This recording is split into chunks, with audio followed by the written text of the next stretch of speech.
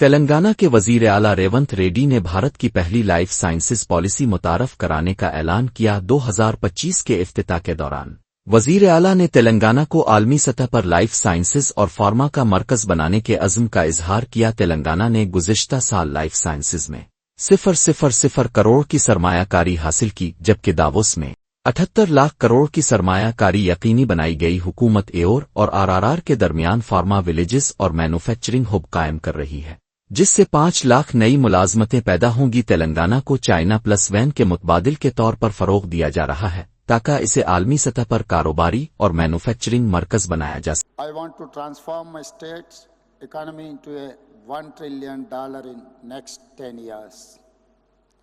The core urban area will become a service only city and aim for net zero.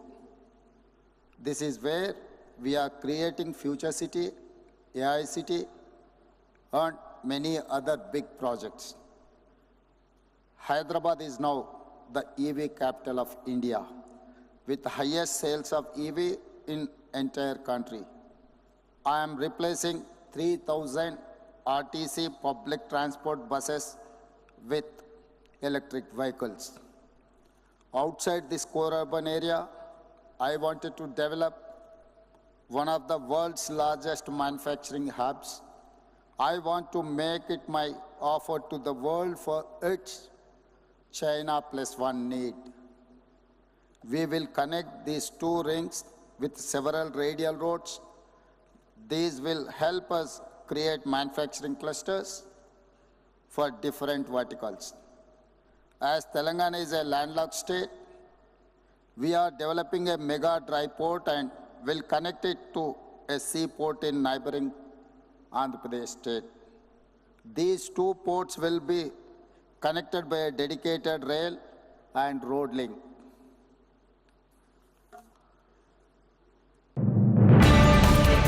वजीर आला ए रेवंत अनोमोला और ITO industries के वजीर D sir छोटियाधर बाबू ने आज मंगल हैदराबाद के में ऑस्ट्रेलिया के क्वींसलैंड के नुमाइंदों से मुलाकात की। इस मुलाकात में वजीर आला और क्वींसलैंड के वफद ने सनत स्पोर्ट्स यूनिवर्सिटी, तिजारत और दीगर शुबों में सरमायाकारी के इम्कानात और मुआहदों माउज पर तबादला ख्याल किया। क्वींसलैंड के नुमाइंदों ने तेलंगाना में सरमायाकारी के मुआहदे करने में मुस्बत दिलचस्पी जाहिर की। इस मौके पर क्वींसलैंड की गवर्नर भी मौजूद। कालेश्वरम में शामिल एक बैराज के एक पिल्लर के हिस्से के गिर जाने पर दानिश्वरों और मीडिया ने ये कहा कि कालेश्वरम गिर गया, लाखों करोड़ों का नुकसान हुआ है, और वो सब शोर मचाने लगे जब सुनकेशला रिटर्निंग वाल गिरा, खम में बड़ा वागो बुर्ज गिरा और SLBC टनल गिरा। तो दानिश्वरों और मीडिया ने क्यों जबान नहीं खोली? इतना बड़ा हादसा होने पर बीजेपी वाले चुप हैं, कांग्रेस वाले भी चुप हैं। KT रामारा మొత్తం పోయింది 1,00,000 కోట్లు ఇళ్ళకెళ్ళి పర్లకెళ్ళి తొరలకెళ్ళి కిందికి వీక్నే మొత్తం జనాన్ని ఆగం చేసి కాళేశ్వరం అంటేనే అవినీతి, ఇది అది డామ్ డూమ్ అని చెప్పి మొత్తానికి ఓట్లు దొబ్బినావు జనాలను. నువ్వు తర్వాత ఇంకా మళ్ళీ పుల్లన్న ఉన్నారు కదా యూట్యూబ్లో, అందరు కలిసి మొత్తం కేసీఆర్ తిట్టుడే పనిగా పెట్టుకొని జనాల నెత్తులు పాడు చేసి రైతుల నెత్తులు కూడా ఖరాబ్ చేసి మొత్తానికి ఏదో జరగందేదో జరిగినట్టు చూపెట్టి ఆయనతో ఓట్లు కొట్టుకున్నారు. మరి నేను అడుగుతున్నా, ఈరోజు ఇదే మేధావులను ఈ రాష్ట్రంలో ఉండే మీడియాను కూడా నేను అడుగుతా ఉన్నా, కాళేశ్వరంలో ఒక్క బ్యారేజీలో ఒక్క పర్రె పడితే దానికి ఇంత లొలిపెట్టిరు మీరు. మరి అలా సుంకిశాల కూలిపోతే, అక్కడ రిటైనింగ్ వాళ్ళు కూలిపోతే ఎవ్వరు మాట్లాడరు. బీజేపీ మాట్లాడాడు, కాంగ్రెస్ వాడు కుయ్యనడు. SLBCలో 2.5 కిలోమీటర్ల టనెల్ కూలిపోతే ఎవరు మాట్లాడరు. మీ కాడ ఏం ప్రాజెక్ట్ అది? పెద్దవాగు ఖమ్మం దగ్గర కొట్టకపోతే, ఆ బ్రిడ్జ్ కొట్టకపోతే ఎవడు NDSA మాట్లాడాడు, ఎవడు NDA మాట్లాడాడు.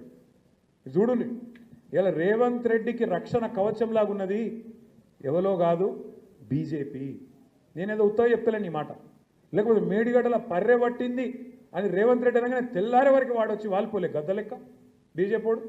NDSA అని వస్తుంది, నేషనల్ డ్యామ్ సేఫ్టీ అథారిటీ. వస్తాడు, వచ్చేది ఇట్లా చూసినట్టు చూసి తెల్లారే వరకే బీజేపీ ఆఫీస్లో ఒక రిపోర్ట్ తయారు చేసి ఇక్కడ ప్రజల మీద వేసి ఎలక్షన్లలో గోల్మాల్ చేసి. మరి ఇవాళ SLBCలో టన్నల్ కూలి దాదాపు 72 గంటలు అవుతాను. ఎందుకో రాడు, మరి NDSA రాదు, ఏ బీజేపీడు మాట్లాడాడు, ఎవరి నోరు పెగులుతలేదు. కిషన్ రెడ్డి మాట్లాడాడు, బండి సంజయ్ అన్నాడు. ఎందుకు? ఏమొచ్చింది ఇబ్బంది మీకు? ఎందుకు మాట్లాడతలేరు? तेलंगाना के लोगों में वो मेरा तेलंगाना का एहसास है। आंध्रा प्रदेश के लोगों के पास जातों के तसव्वुर के अलावा आंध्रा होने का कोई तसव्वुर नहीं है। डिप्टी सीएम पवन कल्याण। మా ఆంధ్రప్రదేశ్లో తెలంగాణకి తెలంగాణ అన్న భావం ఉంటుంది. మా ఆంధ్రప్రదేశ్కి దురదృష్టం ఏంటో దౌర్భాగ్యం తెలియదు. మాకు ఎప్పుడు కులాల భావం తప్ప మేము ఆంధ్రులు అనే భావన మాకు లేదు. ఒకే ఒక్క చోట ఆంధ్రులు అనే భావం ఎక్కడ వస్తుందంటే విశాఖ స్టీల్ ప్లాంట్ ఒక్క దగ్గరే ఆంధ్రులు అనే హక్కు భావన వస్తుంది. कांग्रेस बीआरएस को कलीन चट देने की कोशिश कर रही है। जब बीजेपी लीडर रामचंद्र रेड्डी ने फोन टेपिंग केस को सीबीआई के हवाले करने के लिए अदालत में दरखास्त दायर की, तो कांग्रेस हुकूमत की तरफ से एडवोकेट जनरल एजी इसकी मुखालफत में दलाइल दे रहे हैं। मरकजी वजीर ममलुकत बंदी संजय। तेलंगाना हुकूमत ने बिजली की खरीदारी से मुताल्लिक तहकीकात की रिपोर्ट क्यों जारी नहीं की? कालेश्वरम कमीशन को बार बार तौसीक क्यों दी जा रही है? फार्मूला ई रेसिंग के मुंतजमीन को मुल्जिम के तौर पर क्यों नहीं शामिल किया गया? मुनशियात केस में कोई तहकीकात क्यों नहीं हो रही? हैदराबाद में जिनवाड़ा फार्म हाउस को क्यों मुनहदम नहीं किया जा रहा? वजीर आला रेवंत रेड्डी ने वजीर आजम नरेंद्र मोदी को बड़ा बीसी और छोटा बीसी कहकर बीसी कम्युनिटी की तौहीन की है और उन्हें कमतर दुखाने की कोशिश। కేంద్ర ప్రభుత్వం నేరుగా ఇన్వాల్వ్ కారాదు. కావాలంటే రాష్ట్ర ప్రభుత్వం సిబిఐకి ఇవ్వని చెప్పి సిబిఐ విచారణ చేసుకోవాలని చెప్పి రాష్ట్ర ప్రభుత్వం ఒక తీర్మానం చేసేయాలి, లేకుంటే కోర్టు ఆదేశించాలి. ఇవాళ ఎందుకు ఇస్తలేరు? మేము మా రామచంద్ర రెడ్డి గారు ఫోన్ టాపిక్ విషయంలో కోర్టులో కేసు వేసారు, సిబిఐకి ఇవ్వాలని చెప్పని. కానీ అడ్వకేట్ జనరల్ ఏం చేసారు? రాష్ట్ర ప్రభుత్వానికి వాదిస్తున్నారు, అడ్వకేట్ జనరల్ వేసారు, దాన్ని వ్యతిరేకిస్తున్నారు.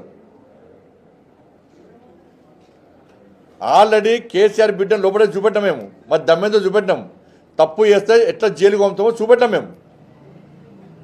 నిష్పక్షపాతంగా నిజాయితీగా నిబద్ధతతో ధైర్యంగా ఏ విధంగా విచారణ చెప్తామో మేము చూపెట్టాం మేము. కానీ మీరు ఒక నోటీస్ ఇస్తలేరు కాదు. ఒక నోటీస్ ఇంతవరకు కేసీఆర్ కుటుంబం అంటే కాంగ్రెస్ పార్టీ దృష్టిలో ఏముంది? కేసీఆర్ కుటుంబం ఏం అవినీతికి పాల్పడలేదు అని చెప్పి కాంగ్రెస్ పార్టీ మనసులో ఉంది. అందుకే ఒక్క నోటీస్ ఇస్తలేదు, కనీసం టచ్ చేస్తలేరు. కాంగ్రెస్ పార్టీ కేసీఆర్ కుటుంబానికి క్లీన్ చీట్ ఇచ్చింది. అట్లా ఆలోచన లేకుంటే నోటీసులు ఇస్తుంటే తప్పు వేసిందని రాష్ట్ర ముఖ్యమంత్రి గారు మాట్లాడాక, ఒక ముఖ్యమంత్రి స్థాయిలో ఉన్నటువంటి ముఖ్యమంత్రి గారు కేసీఆర్ కాళేశ్వరంలో అవినీతి అక్రమాలు పాల్పడ్డాడు, ఫోన్ ట్యాపింగ్ చేసిండు అని చెప్పించి కాళేశ్వరంలో అక్రమాలు పాల్పడ్డారు అని చెప్పి అన్నీ చెప్పారు. విద్యుత్ కొనుగోలు అక్రమాలు పాల్పడ్డారని చెప్పి సాక్షాత్తు రాష్ట్ర ముఖ్యమంత్రి గారు చెప్పారు. మరి చెప్పినప్పుడు అవినీతి పరునికి నోటీస్ ఎందుకు ఇస్తలేవు? విచారణ ఎందుకు చేస్తలేరు మీరు? లేకుంటే విచారణ చేసే అవకాశం మాకెందుకు ఇస్తలేరు? ప్రభాకర్ రావు గారు శ్రవణ పారిపోయింది ఎవరు? వీళ్ళ ప్రభుత్వం ఏర్పడ్డాకనే వీళ్ళు కేసు పెడితే వీళ్ళ కళ్ళ ముందే కదా, వీళ్ళు చూస్తుంటే పారిపోయింది కదా. ఎందుకు పట్టుకోవాలి? వీళ్ళు సిబిఐకి పట్టుకొస్తాం, పక్కా పట్టుకొస్తాం, సిబిఐకి పట్టుకొస్తాం. అప్పుడు విమర్శించు పట్టుకరాకుంటే.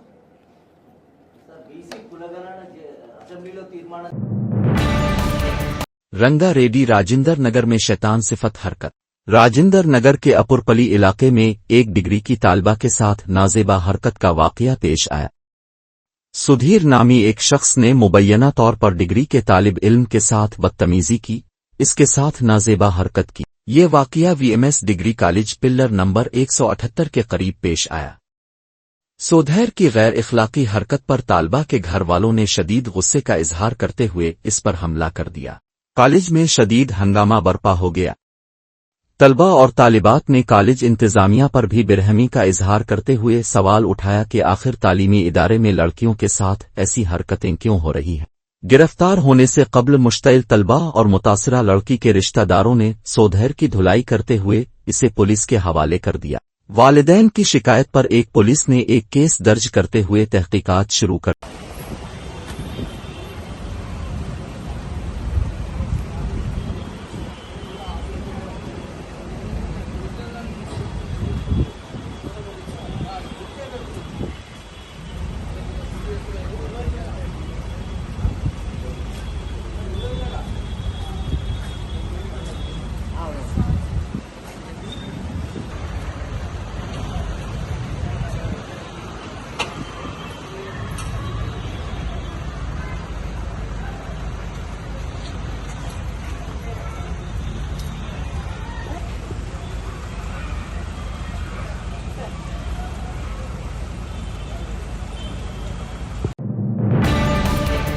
तेलंगाना में किसानों की खुदकुशियों का सिलसिला जारी। गुज़िश्ता 48 घंटों में मजीद 8 किसानों ने अपनी जान दे दी। कांग्रेस हुकूमत के 15 माह में अब तक 465 किसान खुदकुशी कर चुके हैं। जेलादुआ 51, पोतेगिल गांव, मुस्ताबाद मंडल, राजना श्री 16 जिला ने खेत को मुनासिब पानी न मिलने और कर्ज अदा न कर पाने के गम में खुदकुशी कर ली। मंदा चंद्रिया वीरा रेड्डीपल्ली तरकुपली मंडल भुंगी जिला ने लाख का कर्जा लेकर 4 कुनवें खुदवाए, लेकिन पानी न मिलने से फसल सूख गई। सदमे में जहरीली दवा पीकर अपनी जान दे दी। ब्रोआदरगिया 30, तरगोड़म कोसमानुची मंडल कोतागोड़म जिला ने खेती के लिए कर्ज लिया, मगर कर्जा अदा न कर सकने के दबाव में आकर फांसी लगल। हाम्पोली प्रभाकर रेड्डी 42, भाईमसा निर्मल जिला ने जरी कर्ज अदा न कर पाने की वजह से खेत में दरख्त से लटक कर खुदकुशी कर ली। अरिकांतपु राजू 38, मोगलापली बेपालपली जिला ने लाख की सरमायाकारी की, लेकिन कम पैदावार की वजह से कर्ज चुकाने में नाकाम रहा और खुदकुशी कर ली। कदविदिल्ला विजोंदर 36, अकुमपेट आतमकोर मंडल हनमकंडा जिला ने लाख कर्जा लिया, लेकिन फसल खराब होने की वजह से कर्ज अदा न कर सका। जहनी दबाव के बाइस दिल का दौरा पड़ने से इंतकाल कर गया। बजुर्मपली दरगिया 74, मासानपली कलहीर मंडल सिंगारेड्डी जिला ने बैंक का पुराना कर्ज अदा कर दिया ताकि नया कर्ज हासिल कर सके, लेकिन हुक्काम ने नया कर्ज देने से इनकार कर दिया। मायूसी के बाइस दिल का दौरा पड़ा और वो चल बसा। महबूबाबाद जिला के दिंथापली मंडल के वेमुलापली गांव में मतुपली वैंकिना नामी किसान ने कर्ज से तंग आकर कीड़े मार दवा पीकर खुदकुशी कर ली। तेलंगाना में किसानों की बढ़ती हुई खुदकुशियां एक संगीन बहरान की निशानदेही। सरीकाकोलम जिला के मुंडासा गांव में श्री वासुदेव पीरोमल बरहमोतिस्वाम में पुजारियों ने ब्रेक डांस किया।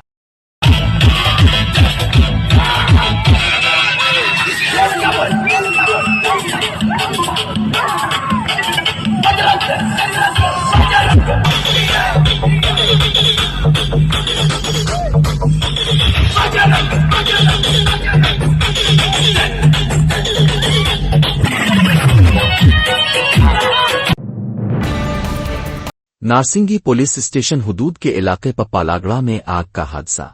एक फर्नीचर बनाने वाले मरकज में शदीद आग भड़क उठी। घने धुएं के साथ शोले भारी मिकदार में बुलंद हुए, मरकज का फर्नीचर आग की नजर हो गया।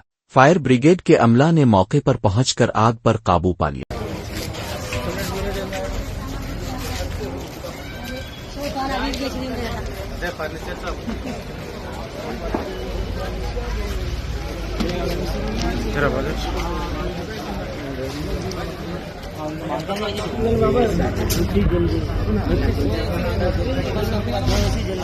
निकल गई जी पूरे हो। अंदर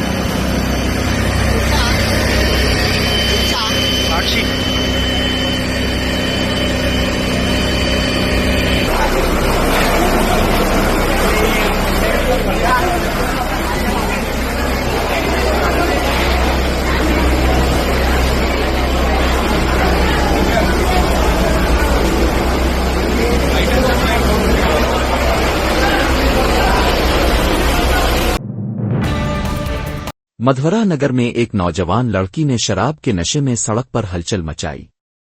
माइक में मदहोश होकर उसने चरुन नामी शख्स को बदजुबानी की और गुजरने वालों को तंग कर दिया। इसके बाद इसने ख्वातीन पुलिस एहलकार पर भी हमला किया जो इसे रोकने की कोशिश कर रही थी। पुलिस ने नौजवान लड़की को काबू किया और उसके शौहर राजेश को फोन करके इसे बुलाया। फिर पुलिस ने लड़की को इसके शौहर के हवाले कर दिया। मधवरा नगर पुलिस ने इस वाक़ये पर मुकदमा दर्ज करके तहकीकात शुरू कर दी।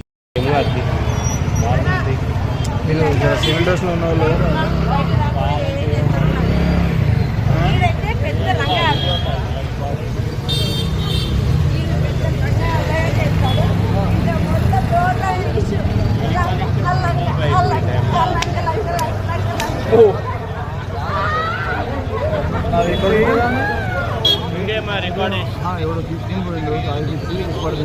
అదే ఏదున్నా అది ఫస్ట్ పోవాలి కదా. ఏం తాగింటో ఎంత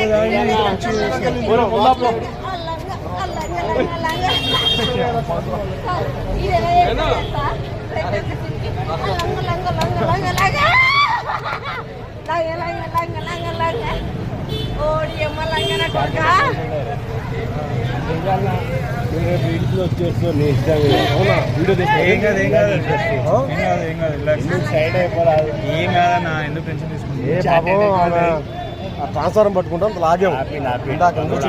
కొంచెం ఉండు మళ్ళీ ట్రాన్స్ఫార్మర్ పెట్టబోయింది లాగి ఈడైనా ఒప్పుకుంటా కానీ ఆ లంజా ఉడుకునే లంగా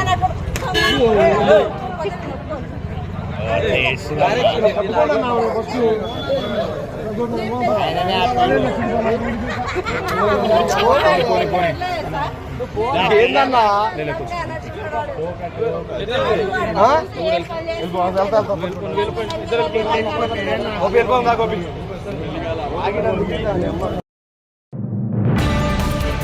पुलिस की गाड़ी उलट गई, 4 अहलकार शदीद जख्मी।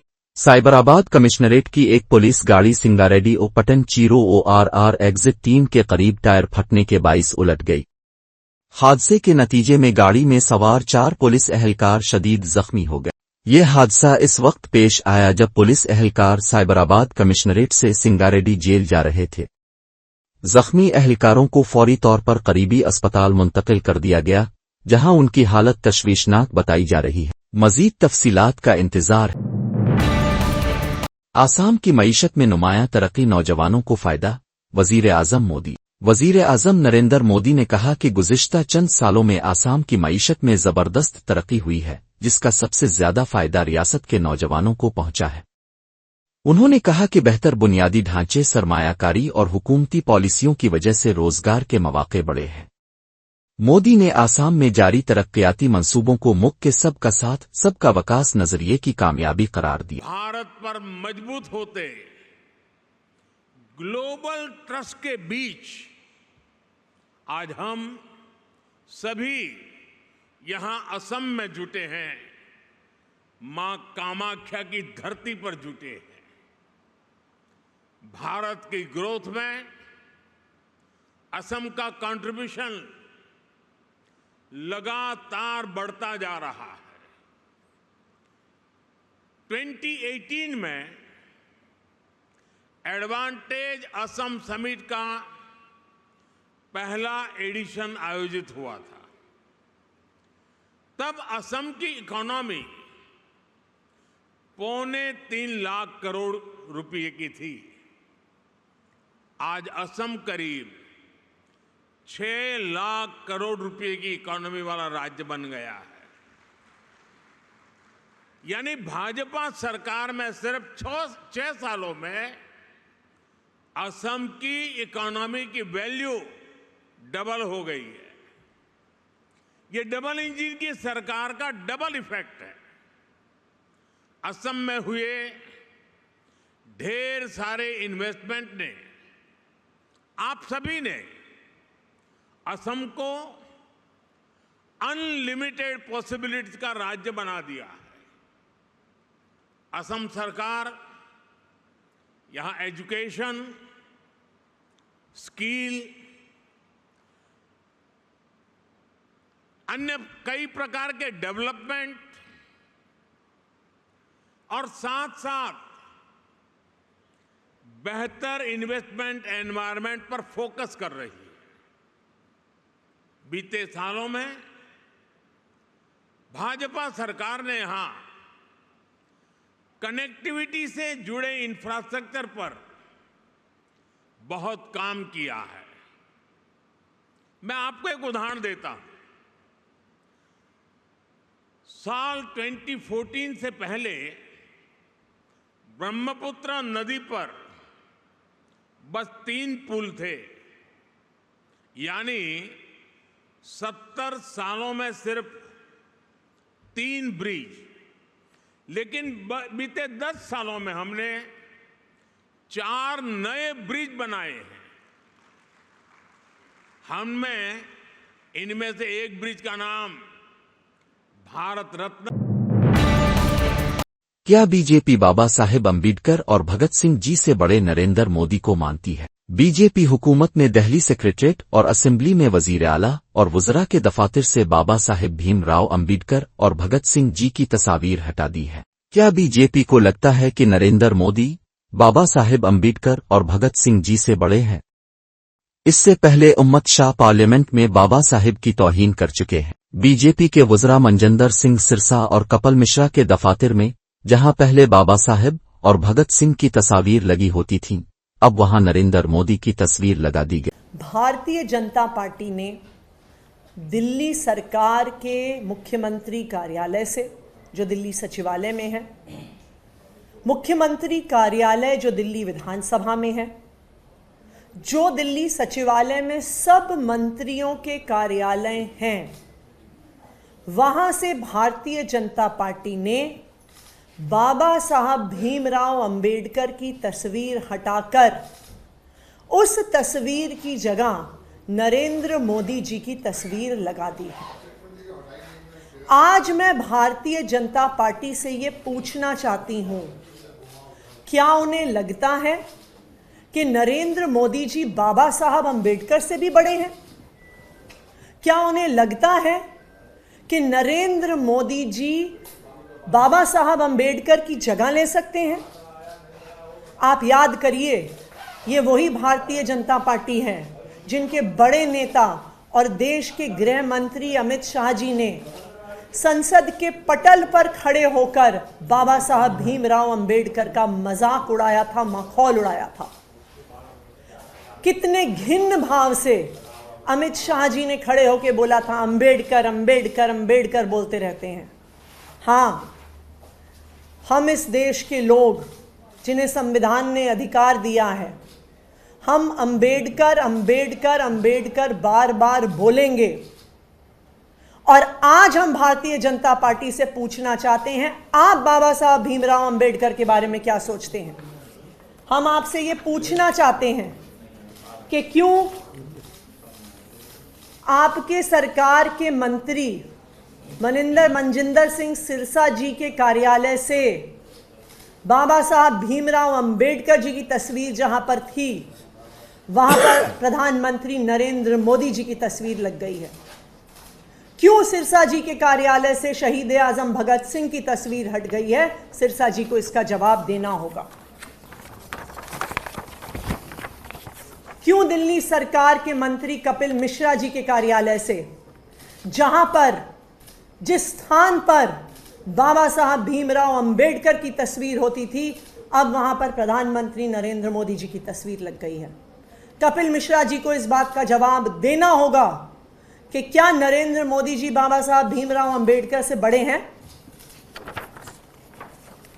यह तस्वीर भारतीय जनता पार्टी द्वारा जारी की गई, जहां पर एक दिन पहले तक जब रेखा गुप्ता जी ने मुख्यमंत्री का प्रभार संभाला, जहां पर बाबा साहब भीमराव अंबेडकर की तस्वीर होती थी, वहां पे आज प्रधानमंत्री नरेंद्र मोदी जी की तस्वीर लगी हुई है।